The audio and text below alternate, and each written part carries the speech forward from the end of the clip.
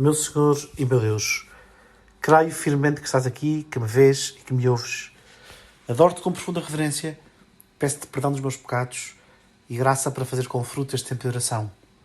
Minha Mãe Imaculada, São José, meu Pai, Senhor, anjo da minha guarda, intercedei por mim.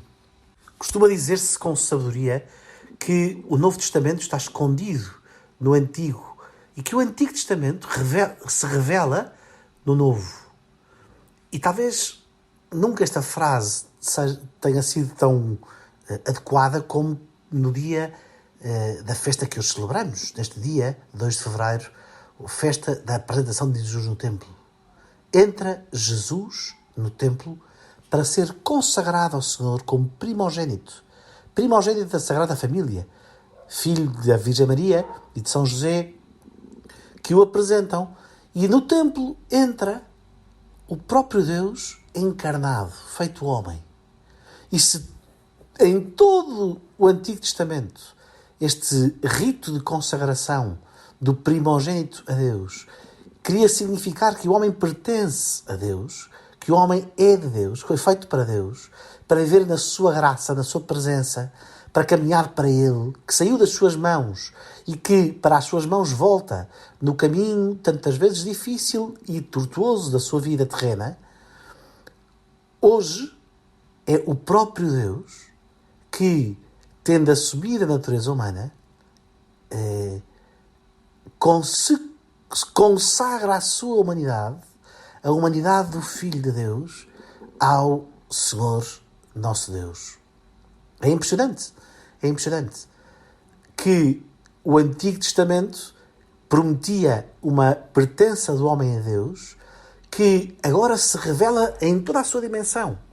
Não é uma pertença qualquer, é a união perfeita, pessoal, que nós chamamos hipostática da humanidade com o Filho de Deus, com a Santíssima Trindade, porque o Filho de Deus vive no Pai e na comunhão do Espírito Santo.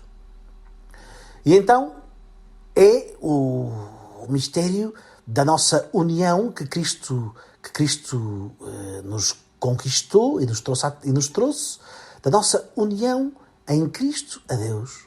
Nós também somos hoje consagrados, lembrando-nos do nosso batismo, lembrando-nos da nossa pertença íntima, profunda, pessoal a Deus.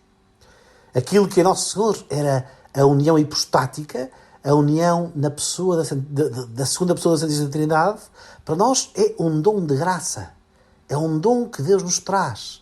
Aquilo que em Cristo era uma graça de união, para nós é uma graça que nos santifica, que nos transforma e que nos vai configurando e tornando cada vez mais parecidos ao Filho de Deus encarnado, a Jesus de Nazaré. E o mistério é tão grande, que é preciso uma fé e uma simplicidade imensa para o esperar. Ainda hoje, qual de nós espera realmente esta perfeita união a Deus, esta perfeita intimidade com Cristo, esta perfeita santificação que a graça de Deus opera em nós?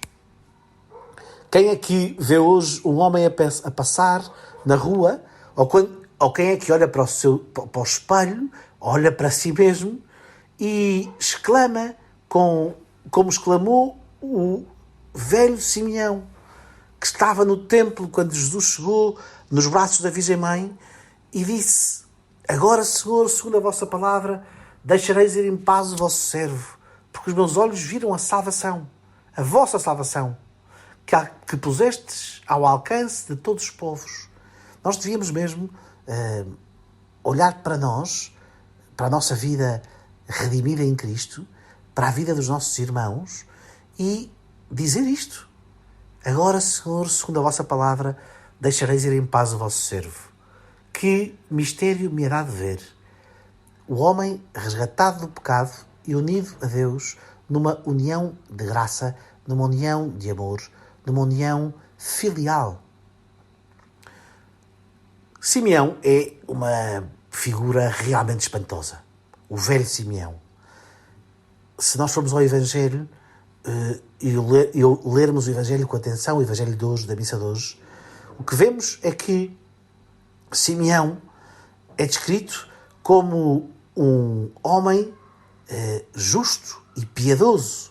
Um homem justo e piedoso que esperava a consolação de Israel.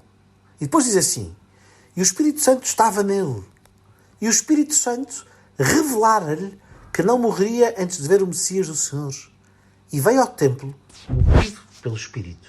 De 3 modos, portanto, Simeão se relacionava com o Espírito Santo, com o amor de Deus, com o Espírito que é o amor que une o Pai e o Filho. Primeiro, o Espírito Santo vivia, habitava nele.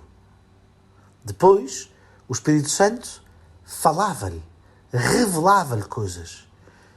Em particular, revelou-lhe que não morreria sem ver o dia da salvação prometida pelo Senhor. E depois, o Espírito Santo movia-o. Veio ao templo, diz o Evangelho, movido pelo Espírito Santo. Habitar o Espírito Santo na nossa alma, deixar que o Espírito Santo nos fale, nos segrede ao coração, que veremos o Messias, que veremos Jesus, que aprenderemos a viver a nossa vida olhando e esperando Jesus, olhando para Ele. Espírito Santo, revela-nos o rosto de Cristo. Espírito Santo, revela-nos Jesus Cristo. Revela-nos o Messias. Habita em nós e cumpre a tua missão sagrada e divina de nos desenhar segundo o rosto de Cristo, segundo a figura de Cristo, segundo a plenitude de Cristo. E move-nos tu, Espírito Santo, em todos os momentos da nossa vida, para que nós estejamos onde está Cristo, para que nós vamos aonde Cristo vai, como Simeão foi ao templo onde Cristo ia ser apresentado. Este é um mistério muito espantoso, não é? Quer dizer, pedir ao Espírito Santo que habite em nós, que nos faça à imagem e semelhança de Cristo, que nos revele o coração de Cristo, que nos manifeste a Jesus Cristo e que nos leve até Ele, que nos leve até Cristo, ao menino Jesus. E com Jesus Cristo encontraremos sempre a Virgem Mãe.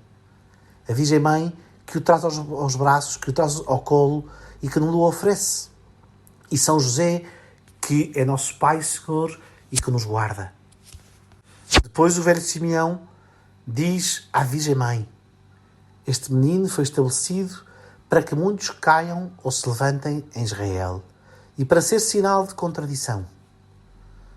Ajuda-nos, Espírito Santo, a perceber na presença de Jesus, nesta festa da apresentação do menino Jesus no templo, a verdade encerrada nestas palavras.